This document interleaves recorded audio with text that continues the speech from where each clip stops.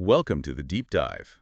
Today we're shifting gears a bit, stepping away from the headlines to delve into a history that's, well, maybe the most personal kind there is, family history. We're looking at a massive genealogical investigation. Think of it like a family detective story stretching over 2 centuries, right through the American Deep South. That's a great way to put it. And this isn't just, sketching out a basic family tree. It's really a deep, intricate mosaic of almost 1,000 lives. We're working from this incredibly comprehensive research compiled by Stephen James Coker. It covers the relatives and descendants of one James Charles Bull. Almost 1,000 people. Yeah, the final count is staggering. 976 individuals meticulously documented. Wow, 976. I mean, that number alone is enough to make any historian, any genealogist really sit up and take notice. Hmm. But what makes this deep dive particularly compelling and what allows the compiler to map all this complexity with such confidence is the approach, right? Exactly. It's a dual approach. You've got the traditional paper trail, census records, obituaries, marriage licenses, all that standard stuff. But crucially, it's heavily validated, cross-referenced, and really guided by the scientific precision of modern genetic genealogy. So it's that blend. History meets science. Precisely. Yeah. It's the ultimate combination, really. It creates what you could call an undeniable genealogical blueprint. Because think about it, paper records, they can have errors. They might conflict with each other. Sometimes they just vanish over time. Sure. But DNA, that's a verifiable marker. It gets passed down generation after generation. It's the thing that can solve those persistent mysteries, those questions that paper records alone just can't answer definitively. And getting that level of verification across almost 1,000 people, Hmm. the commitment involved must be, well, extraordinary. I actually wanted to anchor our conversation with this really stunning detail I saw in the compiler's own notes. We talk about research budgets sometimes, but this project, it highlights an investment that seems purely driven by passion. Oh, yeah. What was that? Get this. Since 2007, the compiler notes that the cost of just the DNA tests used to support and validate all this research has exceeded $70,000. 70,000. Wow. Just on DNA tests? Just on the tests. That's incredible. $70,000 out of personal funds spent just to confirm kinship, to verify these lines, maybe correct historical errors that have persisted for generations.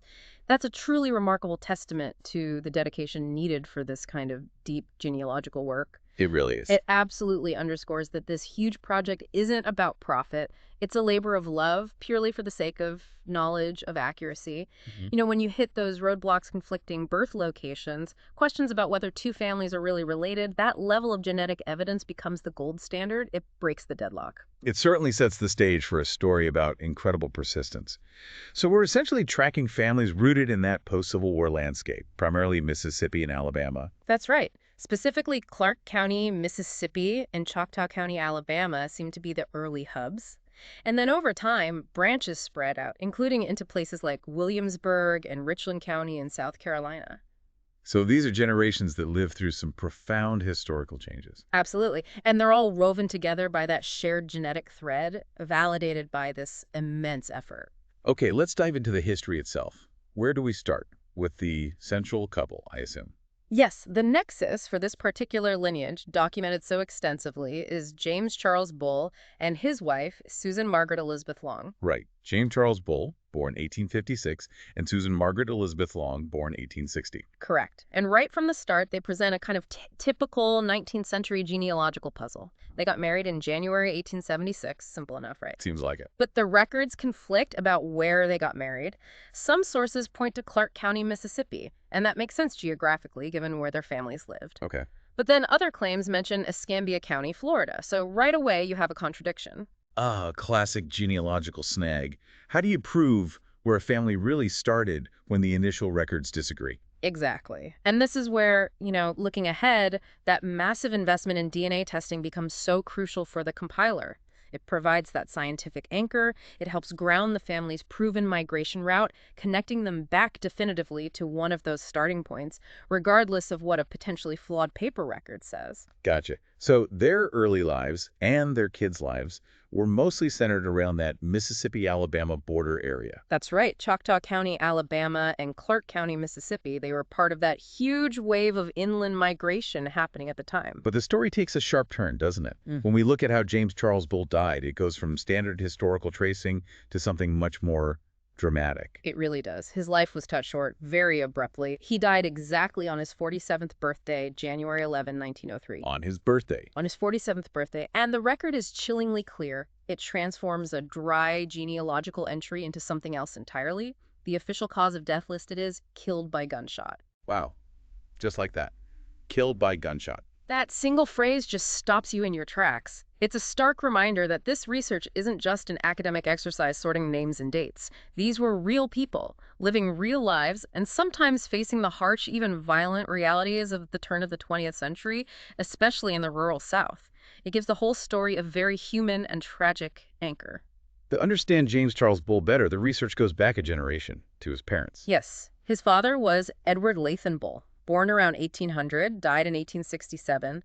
Edward himself shows that migratory impulse. He started out in South Carolina. Records show him in Choctaw County, Alabama by 1850, and then he settled over in Clark County, Mississippi by about 1866. And his mother. His mother was Elizabeth Lucretia Brown, born 1825. She actually outlived her husband by quite a bit, passing away in Clark County, Mississippi in 1898. So that family unit already shows that geographic movement, setting the stage for later generations spreading out even further. What's really striking and honestly quite heartbreaking when you look at the records for James Charles Bull siblings is the contrast. You have Edward and Elizabeth Lucretia living relatively long lives for the time, but several of their children, their lives were incredibly short. It's a stark illustration of how precarious life could be in the mid-19th century, even for families that were somewhat settled. The records detail these losses with a kind of somber precision. Drury Rossmonth Bull, one of James's brothers, lived only to age 18. He died in 1877. 18.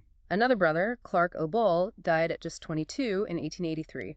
And even more tragically, a younger brother named Edward Bull died when he was only 7 years old, back in 1870. It's a sharp contrast to some of the longevity we see later in the family tree, which we'll definitely get to. It really is sobering. For every child who made it to adulthood, raised their own family, there are these records of lives cut tragically short. But amidst all these stark facts, the compiler found something that kind of grounds these names in a more tangible reality, something about a photograph. Yes, there's a reference to a photo of the Bull brothers. It apparently featured siblings, Spig, Drury, James himself, and Appleton. Suddenly, that list of names becomes this concrete image, right? 4 young men standing together is a powerful counterpoint to just seeing birth and death dates. It makes them real. Exactly. And we also know that Hamagrishon Spig Bull, another brother likely in that photo, he also died relatively young, only 39. So this specific generation of the Bull family seems marked by these untimely ends, culminating, of course, in the violent death of James Charles himself. It shows just how much human drama and how many challenges were packed into life back then. Okay, so moving forward in time now, we shift from those paper trail tragedies of the 19th century into the 20th. And this is where the family line really seems to explode in complexity, and also where the research leans heavily on that advanced tool you mentioned, the DNA-powered genealogical blueprint. That's right. And the huge part of that expansion, that complexity, comes through the descendants of James Charles Bull's daughter, Maddie Laura Bonnable. Okay, Maddie Laura Bonnable, born 1878. Yes, and her husband, Joseph James Wesley Stewart Haney, who was born in 1872. They formed the foundation for this enormous later branch of the family. They had numerous children, and it's largely through them that the family spread significantly, particularly into those coastal and central counties of South Carolina like Richland and Williamsburg. The sheer number of their descendants makes them absolutely central to the scope of this whole project. So let's define this genealogical blueprint concept a bit more clearly. It's how Stephen Cucker managed to merge those potentially unreliable paper records with the, well, immutable data found in genetics. How does DNA actually prove kinship when you're dealing with families scattered across states and separated by generations? Let's start with the maternal side. Okay. The maternal line tracing relies on mitochondrial DNA, or mtDNA. This type of DNA is passed down almost identically from a mother to all her children, both sons and daughters. So it traces the direct female line back for potentially thousands of years. Right. And what's critical in this research is the recurring presence of a specific MT haplogroup, H7D3. H73. And finding that specific marker in multiple descendants, what does that actually confirm? Think of it like an ancient family signature or maybe a genetic birthmark. H73 is specific enough that when it consistently shows up in descendants of Maddie Laura Bonnerbull and in descendants of her sister Minnie Lovebull, and then also down through later generations in the Coker and Thornhill lines, it scientifically confirms they all share a common maternal ancestor. So it links them all back through the female line. Exactly. It stretches back to their mother, Susan Margaret Elizabeth Long, and her maternal line before her.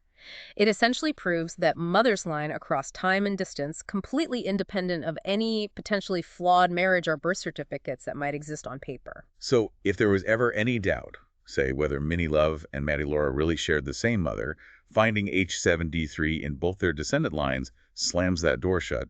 It's definitive proof of maternity. Precisely. And the research applies the same rigor to the paternal side, tracking the male lines, particularly the Stewart line in this case, using Y-DNA. Okay, Y DNA. That's the one passed from father to son, usually following the surname. Correct. And the Y haplogroup results noted here are quite specific. For example, you see codes like IM253 plus IFGC21972 plus IFGC21973 plus. Right, those look more complex than the mtDNA code. Yeah. What are we seeing there with all the plus signs and letters? We're seeing a kind of genetic lighthouse tracking that male surname line. The basic haplogroup, IM253, points to very ancient European origins way back. But those FGC codes and the plus signs, they indicate extremely precise, much deeper branching within that larger group. Think of it as a specific genetic fingerprint that developed much more recently in time. Oh, okay. So finding these highly specific markers, like FTC 2172, confirms that all these male Stuart descendants trace back directly to the same relatively recent male ancestor, in this case, Joseph James Wesley Stuart Haney. It proves their paternal lineage unequivocally. That level of precision must have been essential for the compiler to really flesh out those central families that define the 20th century part of the story.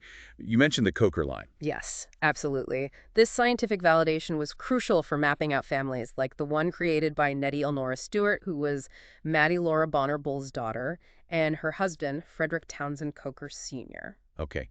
Nettie Elnora Stewart, born 1901, and Frederick Townsend Coker Sr., born 1889.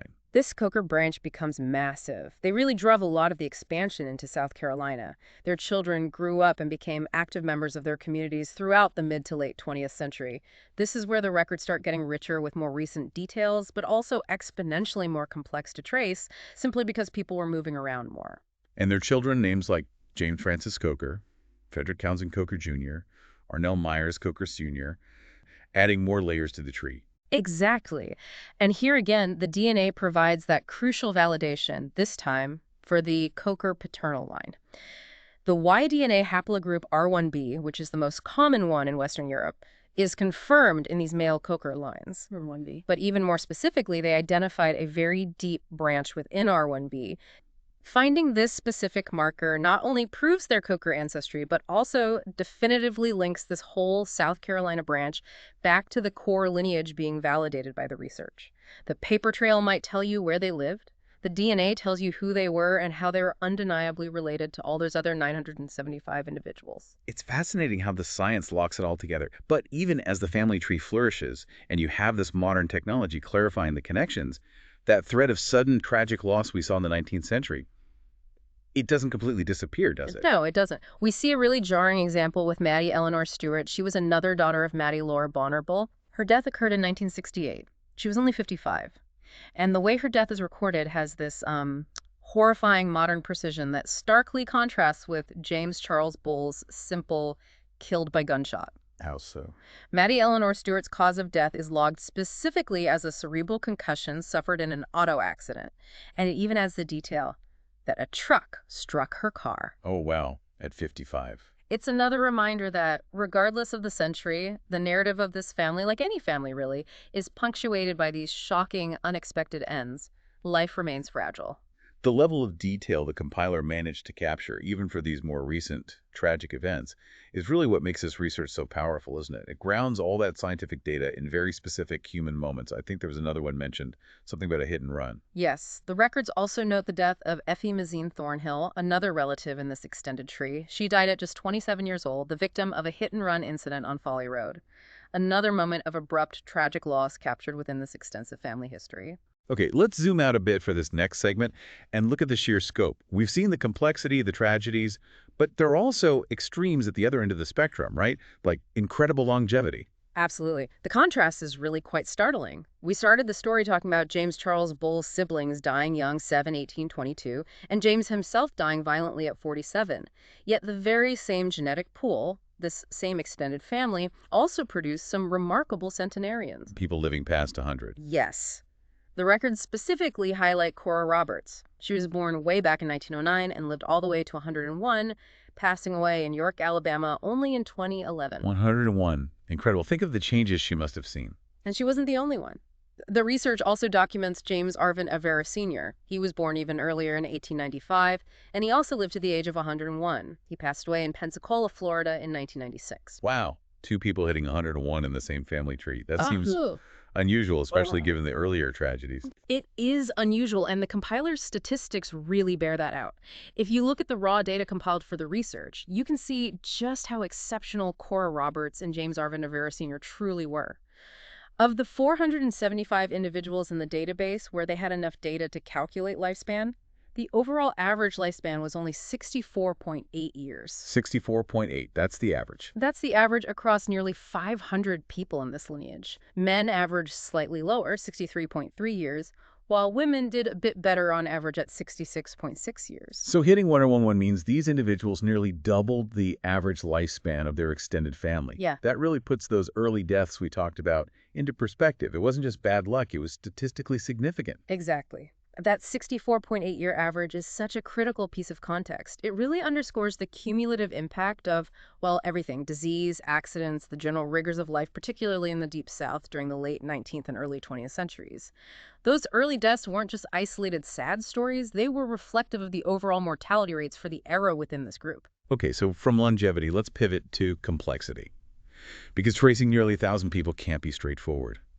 Genealogy is rarely a neat line, and people remarry. Families blend. How did the compiler handle that, especially tracking families through multiple marriages? That must have been a real headache. Oh, absolutely. It raises that constant question for genealogists. How do you maintain accuracy when family structures are shifting generation after generation? The compiler provides some really powerful examples of this kind of multi-generational complexity. Like what? Well, let's look back quite a way to an ancestor named Lucienne Bonner. She dates back to around 1818. The records show she married 3 times. Here goes. Back then. Yep.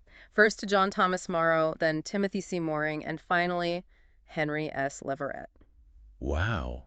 So you've got 3 different marriages, potentially 3 different surnames being used by her children or stepchildren, and the descendants eventually spread out across Georgia and Louisiana, you said. That sounds like a logistical nightmare for a researcher trying to connect everyone accurately. It's a huge challenge. And that same pattern of complexity repeats itself in much later generations, too, reflecting, changing social norms in the mid-20th century. Take Florence Odette Coker, for example. She was born in 1926. The research documents 4 different marriages for her. 4. 4. Baranow, Fisher, Floyd, and Allen. Her life spanned that period of really rapid social change, and meticulously documenting the children from each of those unions, keeping track of their dates, their own marriages, their migrations. It demands incredibly persistent and detailed record keeping. And I guess this is another area where the DNA evidence would be invaluable to cut through the confusion caused by all the name changes and blended families on paper. Exactly right. Especially, again, thinking about that Coker line. Clarence Odette Coker's first marriage was to Joseph Marvin Baranow, and they had 4 children together. Now, because the research team invested in that genetic validation, they could confirm the specific Y-DNA haplogroup shared by her sons from that Baranow marriage. So that genetic marker acts like a permanent tag. Precisely.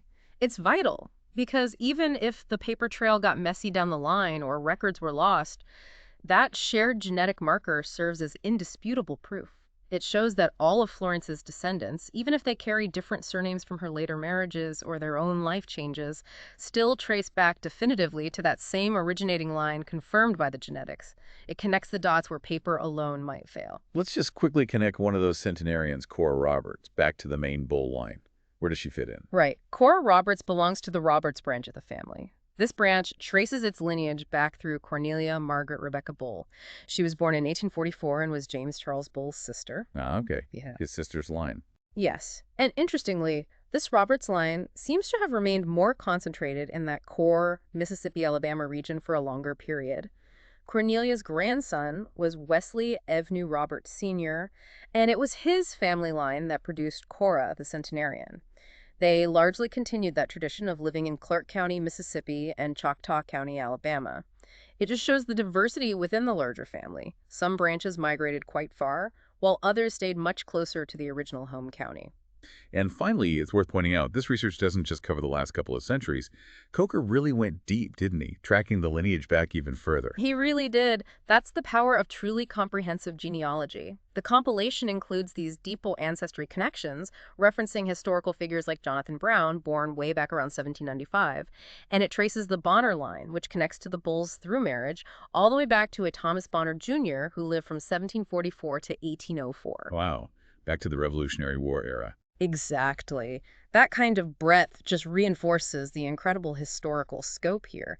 It shows that the roots of these Bull, Bonner, Stewart, and Coker families stretch way back, connecting them to the earliest movements of settlers pushing west from the Carolinas and Georgia into those interior territories that eventually became Alabama and Mississippi. It's a huge sweep of American history encapsulated in one family's story.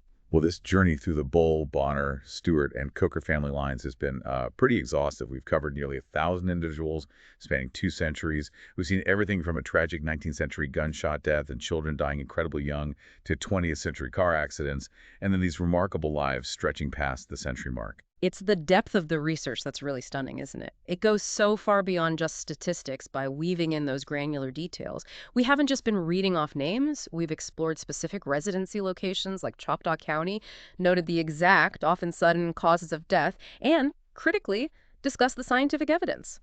Those DNA markers, the MT haplogroup H7D3 proving the maternal lines, the Y DNA like R1BZ17 proving paternal connections, Yeah. those provide the incredible aha moments. They solve what you might call the Hinton Road mysteries, Yeah. those lingering questions of kinship and identity that paper records alone couldn't answer. And the synthesis is key, isn't it? This research really stands as a masterclass in how you use genetic evidence to cut through sometimes 100 years of ambiguity left behind by conflicting or missing paper records.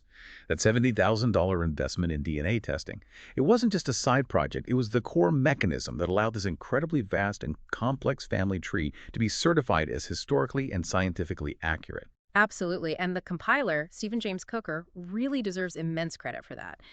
Decades of painstaking work, compiling these massive databases, and then committing that huge personal financial resource. It reflects an unbelievable dedication, a dedication to historical truth, and also, importantly, to the belief in sharing this information freely. His work allows proven descendants to access this validated knowledge about their own past. It's a remarkable legacy to leave. It truly is. And as we wrap up this deep dive, I think it's worth revisiting that insightful quote mentioned in the foreword. Lawrence Overmeyer wrote it, and it just perfectly captures the human power behind this kind of meticulous genealogical work. Ah, yes, the quote, "History remembers only the celebrated, genealogy remembers them all." Genealogy remembers them all. And the deep dive certainly feels like it gives voice to those 976 individuals, not just the ones who might have made headlines. It makes you wonder, doesn't it? What unseen lives might you, listening now, uncover in your own past? Especially if your family roots happen to trace back through those interwoven histories of places like Clark County, Mississippi, or Choctaw County, Alabama. That's a fascinating thought. It is. And that's our final provocative thought for you to perhaps explore on your own.